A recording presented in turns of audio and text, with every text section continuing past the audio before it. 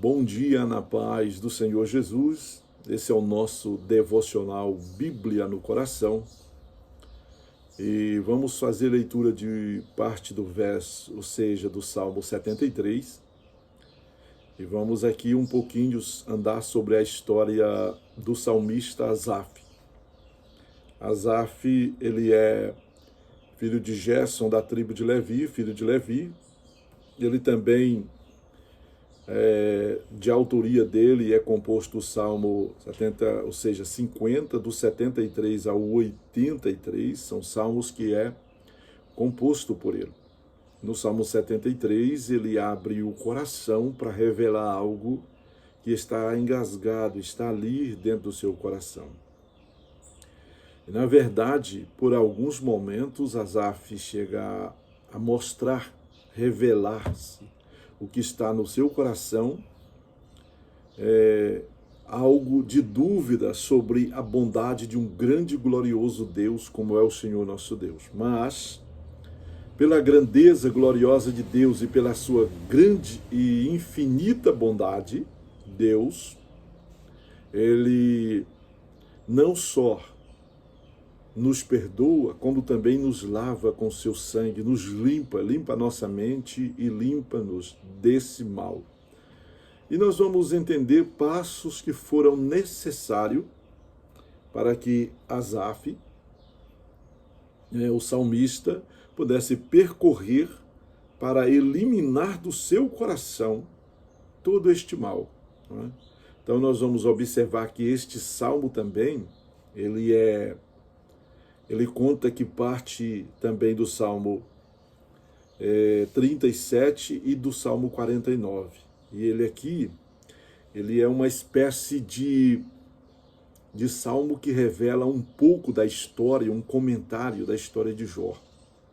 E o assunto é por que Deus, sendo justo, permite que o ímpio prospere e o justo sofra aflição. Essa é uma das perguntas de Jó, também contida aqui por Asaf, né? Lá em Jó nós ficamos meditando constantemente e na história de Jó e todo o passo em que ele passou, né? Alguém diz, na paciência, mas não é na paciência, é na perseverança de não perder e não poder pecar e não pecar, né? E não perder a oportunidade dada por Deus. Então, aqui no Salmo, Asaf, ele revela a crise que está no seu coração. Eu quero fazer menção dos primeiros 2 versículos do Salmo 73, que diz, verdadeiramente bom é Deus para com Israel e para com os limpos de coração. Quanto a mim, os meus pés quase que se desviaram, pouco faltou, não é? Para que escorregasse os meus passos. Aí ele revela o que está dentro do seu coração, no verso 3. Pois eu tinha inveja dos soberbos e ao ver a prosperidade dos ímpios. Quando ele vê a prosperidade dos ímpios, ele aqui então entra em crise. Asaf entra em crise. E a crise que ele entra, ele começa a ter um entendimento que é como se não valesse a pena ser justo, caminhar na retidão, ter integridade. É como se não valesse a pena, porque ao seu olhar, os ímpios estão em alta.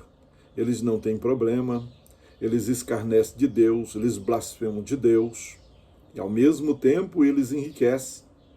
A vida deles é como se não tivesse nenhum obstáculo. E aí, ao olhar de Asaf, a visão dele dentro desse prisma aqui, na visão dele, ele percebe que é em vão a sua caminhada. É em vão a sua caminhada. E aqui nós observamos, acompanhando ele nessa crise, que ele vai buscar para si uma forma totalmente avessa, diferenciada.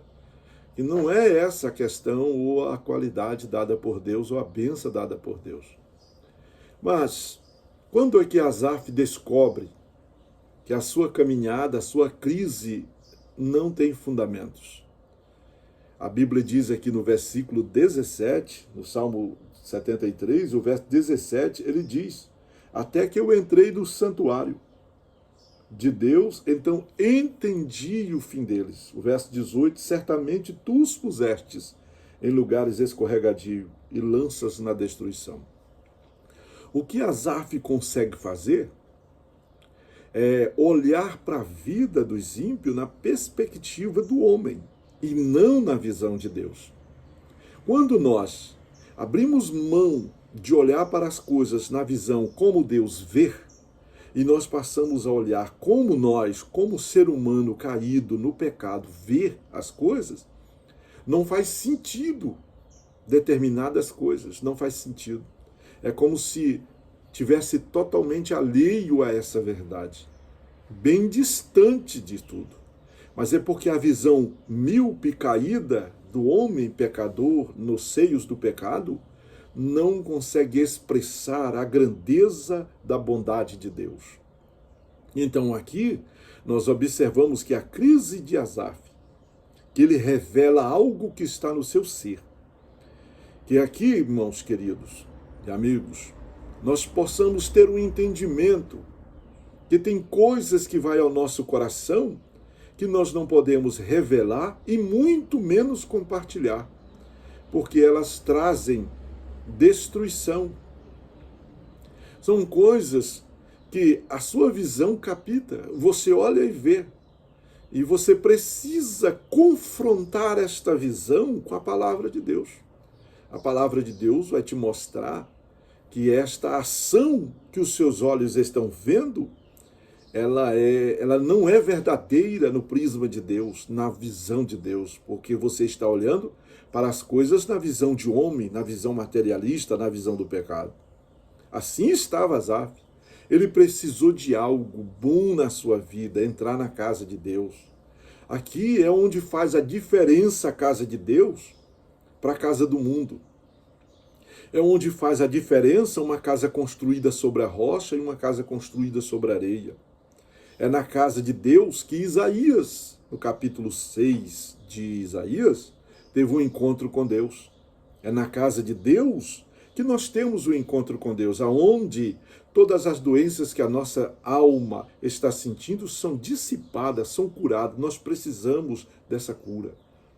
Pessoas que ali nós encontramos na casa de Deus também estão enfrentando situações adversas igual à nossa, ou talvez maior do que a nossa. Nós precisamos de compartilhar com ele da grandeza do que Deus está fazendo e nunca daquilo que o pecado quer nos revelar. O pecado é senhor daqueles a quem ele conquista, daquele a quem ele domina. Foi Jesus quem disse isso. Em João 8:34, ele diz que todo aquele que comete pecado é escravo do pecado. Então o pecado, ele é senhor daqueles que ele conquistou. E o que ele vai te revelar? Nada do céu, porque o pecado não conhece nada do céu, não conhece nada de santidade, não conhece nada da glória e das bênçãos de Deus. O pecado só traz uma visão míope e distorcida para que tu vejas e escandalize e fique irados. E contra Deus, você pode até fazer igual os ímpios, blasfemar, inferir insultos contra Deus. Palavras agressivas que Deus não olha, que Deus não vê. Por que que pessoas que roubam, mete a mão nas coisas dos outros, desvia, faz tanto tipo de coisa, eles prosperam, estão em crescimento, estão como se a visão material foca eles como Deus em altura. Mas ele precisou contornar essa situação entrando na casa de Deus. E aqui na casa de Deus, quando ele entra, ele falou assim, até que eu entrei na casa do Senhor. Talvez esta seja uma situação tão dificílima que quando nós olhamos para Adão, que ele comete o pecado no jardim do Éden, capítulo 3 de Gênesis, quando Deus chama ele na viração do dia para o culto, para se apresentarem e conversarem, e Deus ensinarem uma comunhão perfeita com ele, ele está escondido. E ele diz, eu temi, escondi-me. O pecado nos afasta de Deus, nos distorce a visão, nos leva para um campo distorcido e nos esconde de Deus. Ele quer nos esconder de Deus a cada dia, quer que não vamos à igreja, não tenhamos condições para isso. Deus vai nos punir. Deus não vai nos receber, Ele vai nos punir porque nós somos pecadores, somos obstinados. O pecado está tentando falar isso a cada dia para nós. Muitas pessoas estão abandonando, abrindo mão da igreja do Senhor. Mas Asaf precisou voltar para a casa de Deus. E ele diz: até que eu entrei no santuário, lá eu entendi o fim deles. Não é importante olhar isso aqui, esse aparato que está acontecendo. Olha para o final. Tudo começa em Deus, tudo termina em Deus. Deus está pronto para contornar a situação da tua jornada, para que tu vejas a visão na visão de Deus e nunca na visão do pecado. Abra mão desta visão míope, abra mão desta coisa corriqueira, maligna, que está tentando te distanciar de Deus e te esconder entre as árvores. E mesmo que seja do jardim onde Deus criou, mas estão tentando te esconder de Deus. Estão querendo causar temor no teu coração, querendo te afastar da presença de Deus. Abre mão disso. Faça como Asaf, faça como Isaías, faça como Abraão, faça como Daniel. Tem que ter coragem, tem que ter sabedoria, tem que olhar as coisas na perspectiva de Deus. Quando nós olhamos as coisas na perspectiva do homem, do pecado, essas coisas elas só trazem tristezas e dores, e nada mais do que isso. Então a nossa reflexão nessa manhã, basicamente dentro desse texto do capítulo aqui, é que nós possamos observar 2 pontos importantes. Primeiro, a contrariedade e o problema que Asaf enfrenta, a crise. E segundo, depois que ele vai para a casa de Deus, o encontro que ele tem com Deus que muda a sua caminhada. Saiba disso, que é na casa de Deus, é na casa de Deus que Deus curará as doenças da tua alma, que Deus curará você, que Deus te ensinará a ver e a ver na perspectiva de Deus. Que Deus o abençoe, que Deus ministre sobre a sua vida e que Deus te dê esta graça verdadeira para que tu possas caminhar na sua gloriosa presença, servindo, honrando e vivendo na sua dinâmica. No nome de Jesus é o que nós estamos agradecendo, em nome de Jesus. Um abraço a todos.